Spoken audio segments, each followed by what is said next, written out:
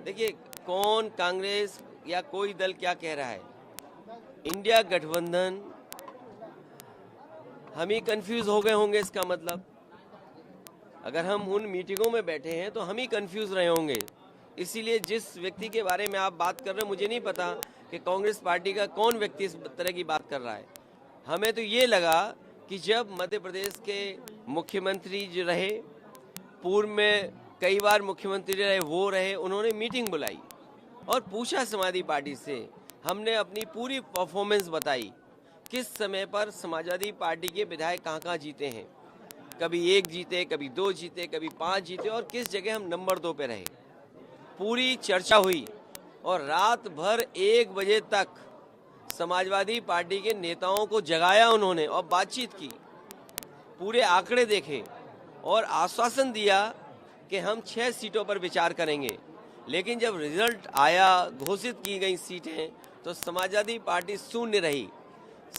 अगर ये मुझे पहले दिन पता होता कि विधानसभा स्तर पर कोई गठबंधन नहीं है इंडिया का, तो हम उसमें कभी मिलने नहीं जाती हमारी पार्टी के लोग, न अपनी हम सूची देते कांग्रेस के लोगों को, न कांग्रेस के लोगों का फोन उठाते। लेकिन अगर उन्होंने ये बात कही है कि गठबंधन नहीं है, तो हम स्वीकार करते हैं गठबंधन नहीं है। और गठबंधन अगर केवल उत्तर प्रदेश में केंद्र के लिए होगा तो उस समय विचार किया जाएगा, और जैसा व्यवहार होगा समाजवादी पार्टी के साथ, वैसा ही व्यवहार उनको देखने को मिलेगा यहाँ पर। सर, उन्होंने कहा कि हमने घोसी में समर्थन किया और ऐसा रहा। किस नेता के बारे में बात कर रहे हो आप? ये कांग्रेस के कौन नेता है? उनके प्रदेश अध्यक्ष कह रहे हैं। देखिए, प्रदेश अध्यक्ष की कोई हैसियत नहीं है, न वो पटना की मीटिंग में थे, न वो जाकर के मुंबई की मीटिंग में थे। इंडिया के बारे में क्या जानते हैं वो? गठबंधन के बारे में उनकी क्या हैसियत है जो बोल रहे हैं इस तरह की बात?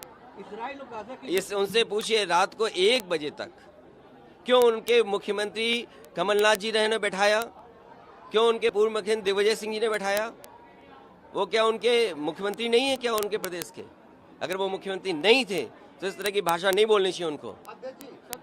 और इसका मतलब ये हुआ कि आप दूसरे दलों को बेवकूफ बना रहे हैं आप बैठा करके। क्या मतलब? ये बीजेपी से मिले हुए लोग हैं, ये कांग्रेस के लोग बीजेपी से मिले हुए लोग हैं। तो आगे की अभी क्या रणनीति? ये जो बीजेपी से मिले हुए, देखिए, अगर मुझे पता होता कि गठबंधन प्रदेश स्तर पे नहीं है तो मैं समाजवादी पार्टी के नेताओं को दिग्विजय सिंह जी के पास नहीं भेजता। अगर मुझे ये पता होता कि समाजवादी पार्टी को प्रदेश स्तर पे गठबंधन नहीं कर रहे हैं, मैं कमलनाथ जी के पास अपनी पार्टी के लोगों को नहीं भेजता। और मुझे ये भरोसा होता कि कांग्रेस पार्टी के लोग धोखा देंगे, तो मैं उनकी बात पे भरोसा नहीं करता। मुझे बताया गया कि 6 सीटों पर आपके लिए सोचा गया है, विचार किया गया है और उस पर तय करेंगे। सिटिंग एमएलए की जगह आप सीट दे दोगे आप, और उम्मीद करोगे कि मैं आपके बारे में सच बोलूं, और जो बात बोलनी है उनको मैं आपके माध्यम से कांग्रेस पार्टी को कहना चाहता हूं, अपने चिरकुट नेताओं से हमारी पार्टी के बारे में न बुलवाएं। अभी आगे का क्या रहेगा? मतलब ये आगे कंटिन्यू रहेगा? अब आगे का देखा जाएगा, क्योंकि हमें अगर ये जानकारी मिल रही है कि गठबंधन केवल दिल्ली के स्तर पे, तो ठीक है, दिल्ली के स्तर पे जब बात होगी तो की जाएगी। एमपी सीटों पे अगर बात की जाएगी तब देखा जाएगा।